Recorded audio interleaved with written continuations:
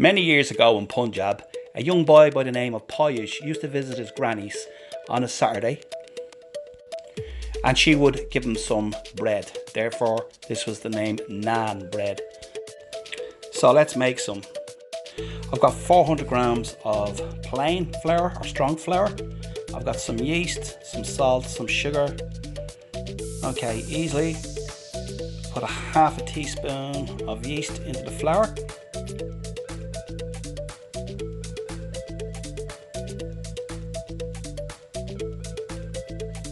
We're going to put 1 teaspoon of sugar, 3 level teaspoons of salt,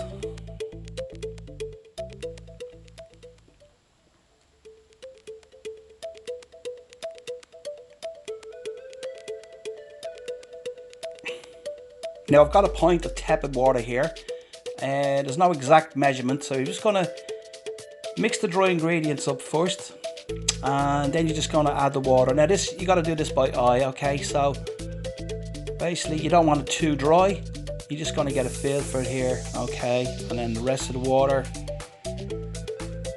okay. Now you're just going to give it a good mix, taking the bits off the side, okay, into a dough. Now we're going to take some flour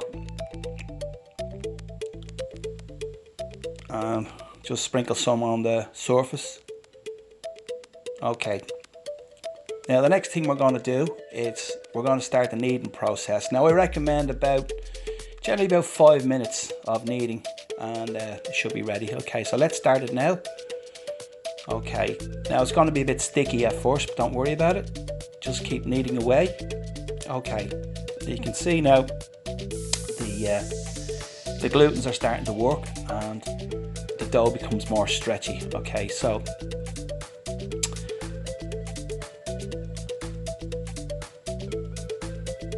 I'm just going to pull it apart again. Yeah, okay.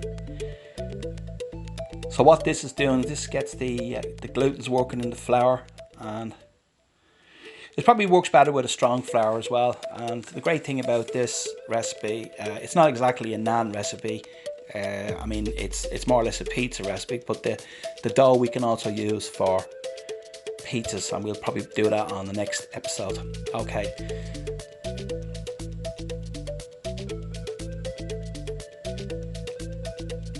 Here we go. We're just going to pop it into a bowl. I'm going to get a damp tea towel. I'm going to put it in a warm place now for at least an hour. Okay, we've taken it out now. She's more or less doubled in size. We're going to get the glutens working again. Now what I'm going to do is I'm going to divide this up into 8 pieces, trying to get them roughly the same size, okay? And then we're going to create some dough balls. Now, so what you're going to do is you pick up a piece of dough, stretch, fold, roll, stretch, fold, roll. Okay, you're going to form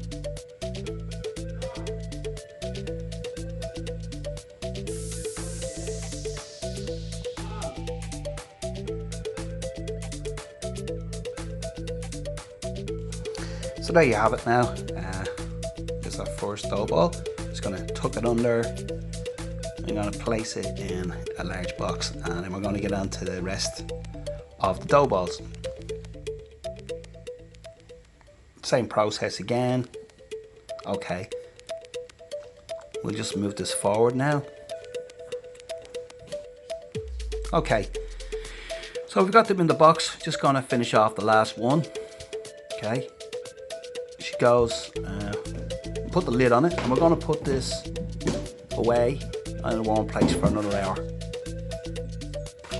Okay, we're just going to dust the surface again, take out one of the dough balls, and basically going to form it into a naan bread shape. Just going to stretch, okay, pull apart, okay,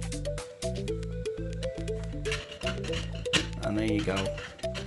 Now this will be nice and thin. This will be only like a couple of mil thin, and this is the perfect thickness for your naan. Okay, now this pan is literally, it's dry and it's smoking hot, okay? So we put it in. Okay, now this literally takes less than a minute. Okay, here's your naan. We're just going to take it up. Yep, she's cooked onto the chopping board.